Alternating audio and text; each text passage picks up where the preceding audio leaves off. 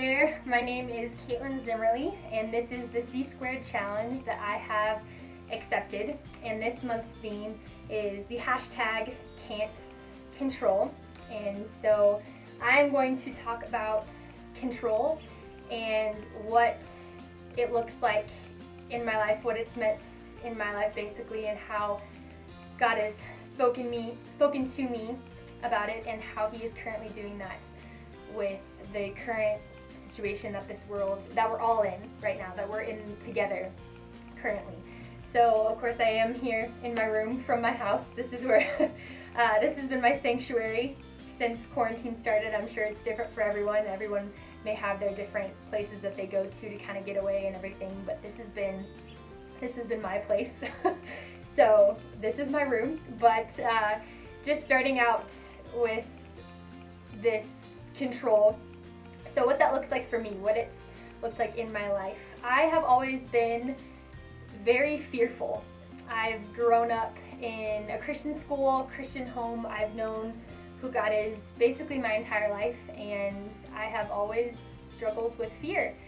And I guess for a lot of the time I would feel guilty for fear, and I would feel just, why am I afraid of certain things? And so that's something that's just always been throughout of my life.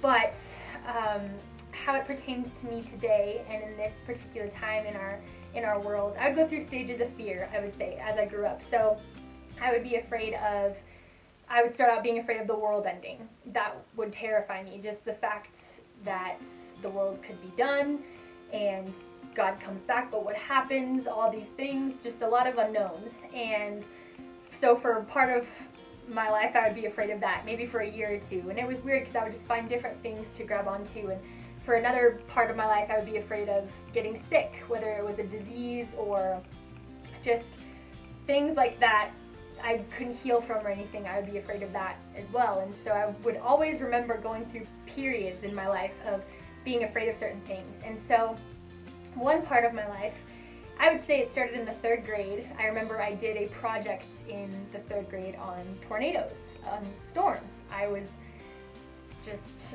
doing it for a project, and I had to do a report and present it to class. And I remember going over the information in the report and learning what tornadoes did, how powerful they are, how destructive they are, where they happen. So I realized they happened in Texas and in Arkansas and in Oklahoma and other places too, but I realized that those specific places that they happened are places that most of my family happens to live in, those places in the panhandle of Texas and Arkansas.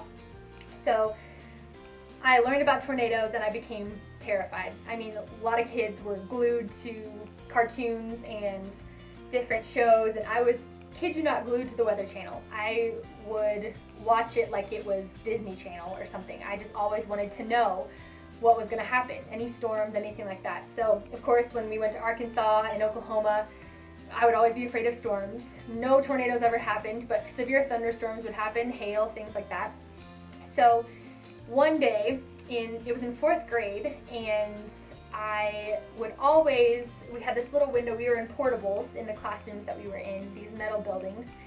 And I remember I was still just as afraid of tornadoes here in Albuquerque, which of course we know that tornadoes don't happen here. That's not the norm, right? There's thunderstorms and things like that, but we just don't get tornadoes.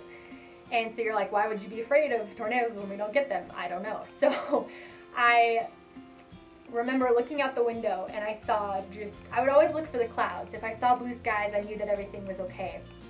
But I remember just looking out and seeing dark clouds, and I could hear, the wind was up against the building and everything, and I started to get scared. I knew that a storm was coming. And so for whatever reason, I always wanted to go outside to see what was happening in the storm. And of course, you never want to be outside in like a lightning storm or anything like that. But so my teacher let me go to the nurse's office. I asked to go to the nurse's office, and I wanted to go outside to see kind of what was going on.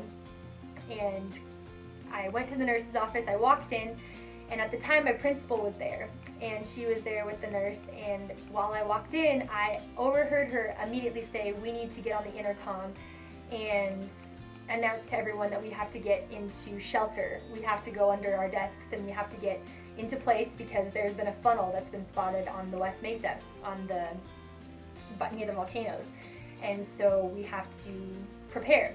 Never in my life had I ever experienced a tornado warning. And of course, the first place that it happens is in Albuquerque. And so I go back to the classroom and I'm terrified. At this moment, my worst fear at that time was coming true. I was thinking this tornado is coming, what's gonna happen? I'm scared to death, just terrified. So I get back in the classroom and a couple minutes goes by and I know something that everyone else doesn't, right? Because I just heard that they're gonna announce it. So I'm sitting there just freaking out. And all of a sudden she gets on the intercom and she says, there's been a funnel spotted, we need to get under our desks, we will let you know when the coast is clear, please listen to your teachers, so on and so forth. The big siren came on, everything. Just my worst nightmare was coming true and I didn't know what I was gonna do. And I was panicking, I mean just sheer panic. So my teacher, she was an incredible lady, her name is Mrs. Hughes, she loves the Lord so much and she's just always been amazing, but she noticed that I was freaking out because all the kids of course had their brownies and coloring sheets and everyone was good. I mean, they were just hanging out, waiting for it. But I couldn't do anything. I was paralyzed by fear, basically. And so she pulls me into another room, and she starts talking to me, and she lets me talk, lets me get my fears out and cry it out. And I remember she asks me, she looks at me, and she goes, Kaitlin, she was like, who created the heavens and the earth? Who is in charge? And I told her, of course, I'm sobbing, and I'm just like, God's in charge. And she said, yes, God is in control of this storm. Believe it or not, our worst fears may come true. Things may happen that we don't want to happen, but God is in control right now. He is here with us in control. And I remember just in that moment, I felt so loved, and I felt it was a beautiful reminder that even though those fears were happening and I was so out of control, obviously, that everything felt out of control, but that I knew that I could trust someone who was in control regardless. So fast forward to now, really, I was thinking about that story, and it reminded me of the story in Matthew 8, verses 23, and it says, as he got into the boat, his disciples followed him. Suddenly a violent storm arose on the sea, so that the boat was being swamped by the waves, but Jesus kept sleeping. So the disciples came and woke him up, saying, Lord, save us, we're going to die. He said to them, why are you afraid, you of little faith? You of little faith. Then he got up and rebuked the winds and the sea, and there was a great calm. The men were amazed and asked, what kind of man is this? Even the winds and the sea obey him. And to me, that's just what fear has always been for me, and fears, I feel like, for anyone, is control, right? When we feel out of control, when we feel, and the thing is, the funny part is of course, we are never in control, and we will never be in control. There are things that we can have control of. I can control maybe what I eat to an extent, or just little things that we can control, obviously, but in the big scheme of things, we aren't in control. And I remember that would just scare me. It would cause so much fear to creep up in my heart. And I remember when the quarantine started, when all this started, having an immunocompromised mom who is very susceptible to this, who could easily be very sick because of this, and friends and family, and just all these different fears kept coming up and just overwhelming me. And I remember I had to take a moment for myself, and I had to remind myself that, okay, God, I am not in control. I never will be, but you are. You are in control. Even with everything going on right now, you are still God, and you are still sovereign, and you are still in control. And I remember just and I cried through that. I mean, I had emotion after emotion, fear still just coming, but I just had to let it out to him, because he is our Father who loves us, and he wants to be there. He knows what's going on in our hearts, but he genuinely wants to hear every anxious thought, every fear. He wants to be there and hold us through all of it. And he is with us in the boat, no matter what the storm, how it's ravaging, how it's going, he is still there with us. And so ever since this quarantine has happened, I've spent more time in the Bible than I ever have in my life. And I grew up with the Bible. I grew up with Bible stories and everything, but I've never really read books of the Bible book by book. And so I started doing that. Every morning I would read a new chapter or something like that. And I just remember that, and I actually have, it's a She Reads Truth Bible. This is a new Bible that I've gotten, and I actually love it. So if you want to give it a shot, it's a great Bible. To me, it helps a lot because it has it explains the Bible stories for you, kind of. It kind of helps you, and I need that help to understand Bible stories. But so I love it, but I just feel like God has been asking me to take him at his word. And his word is alive, and it's real, and it's living. And I feel like there have been so many days throughout this entire process, whether I'm really afraid or I'm sad or I'm anxious or whatever it may be, and I just remember a verse, and I look at it, and it gives me peace. My circumstances may not change completely or drastically in that moment, but I can remember that I have a God who is with me in this boat, in this storm, and that he can be trusted, and he is in control. And a couple verses that I wanted to share with you that I've been hanging on to a lot during this time is, and actually one verse that I felt like the Lord put on my heart at the beginning of the year, but it's, "For I know the plans I have for you, declares the Lord, plans to prosper you and not to harm you, plans to give you a hope and a future." Jeremiah 29:11, and also this verse where it says, Isaiah 41:10, "Do not fear, for I am with you. Do not be afraid, for I am your God. I will strengthen you, I will help you. I will hold on to you with my righteous right hand." And so those are a couple verses that I've come across during this time that hit home even more so, and I just wanted to share that with you. However that comes across to you, that God is here and he is in control. And ways that I've been learning to give up control are through prayer and through reading my Bible, just opening my Bible. There's been a lot of times I felt super anxious and scared, and I need something, and so I want the word, and so I'll open it and I'll just start reading, and there'll be things that'll pop up. But also praying, not just praying, but just releasing everything, truly coming to him and being like, this is what I'm afraid of, this is what I'm sad about, this is what I'm unsure about, and everything. And that's helped a lot as well. Also worship has been a big thing, especially when I don't feel like it necessarily.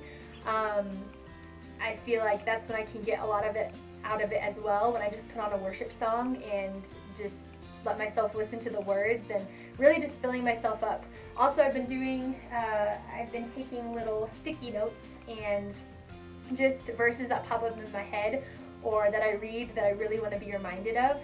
I write them down on sticky notes, and I have a little mirror behind my phone here that I stick them on, and then they're kind of just reminders to me. They're little visual reminders.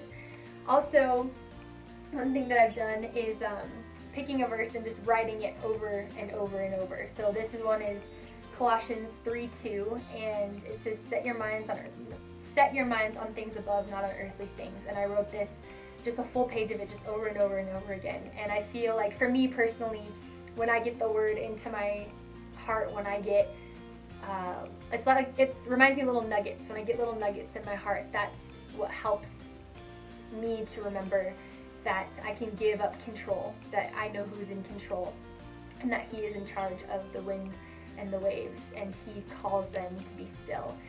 And also I have a ukulele. I love to play the ukulele. I love to dance. I love to sing.